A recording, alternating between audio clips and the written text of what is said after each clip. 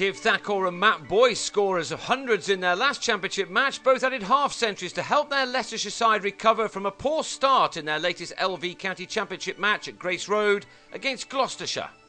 Ramnaresh Sarwan won the toss and batted on the first morning, but Michael Thornley was bowled by Will Gidman to just the second ball of the match. It all seemed a bit of a mystery to the batsman. Worse followed for the home side when Niall O'Brien joined his opening partner back in the pavilion after edging a drive at David Payne's wide ball behind. The Irishman went for two at 8 for 2 in the 8th over, and a rebuilding job now had to be done by Ned Eckersley and Sarwan. Although the pitch looked like a good one to bowl on, apparently Mike Klinger would also have chosen to bat first had he been successful at the toss. The pressure on the batting side was just being relieved when Sarwan on 14 used the back of his bat to squirm this ball from Benny Howell into the hands of Klinger.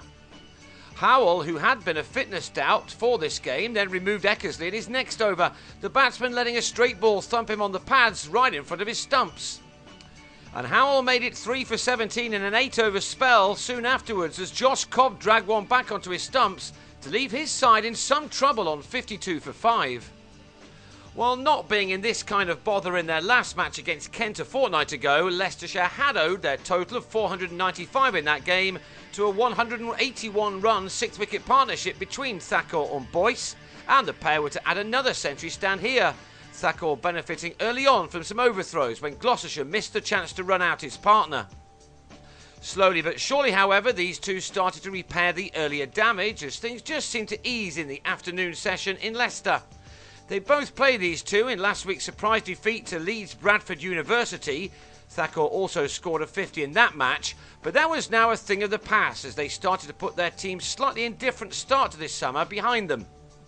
Thakur had a moment of fortune in bringing up the 50 stand, Cameron Herring slightly misjudging the gloved pull and letting the ball slip through his gauntlets.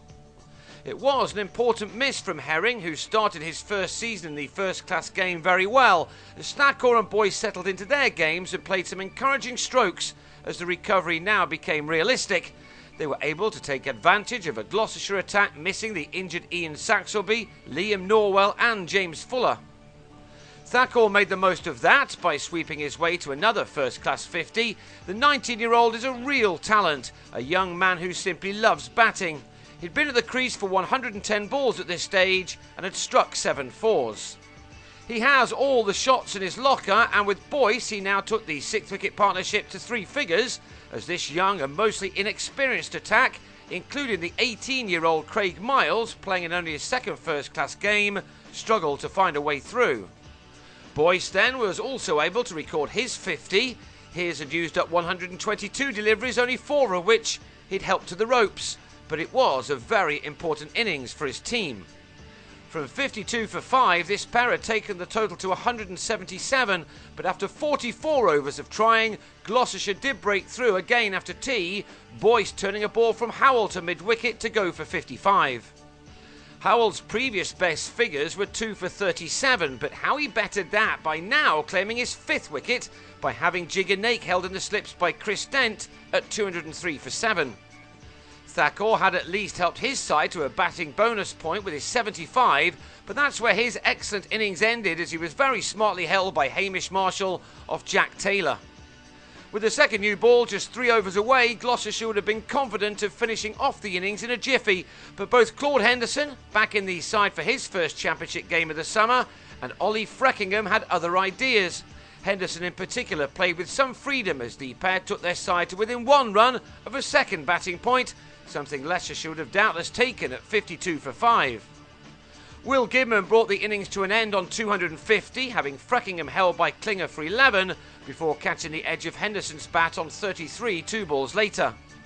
Howell had starred with the ball, taking 5 for 57, and now Gloucestershire had 9 overs to survive to see out the day. Klinger got away with that inside edge, but Dent was not so lucky, being struck on the pads in front to Robbie Williams to depart for 6. And Leicestershire were able to finish the day strongly as Dan Housego on a couple nicked a short ball from Freckingham behind.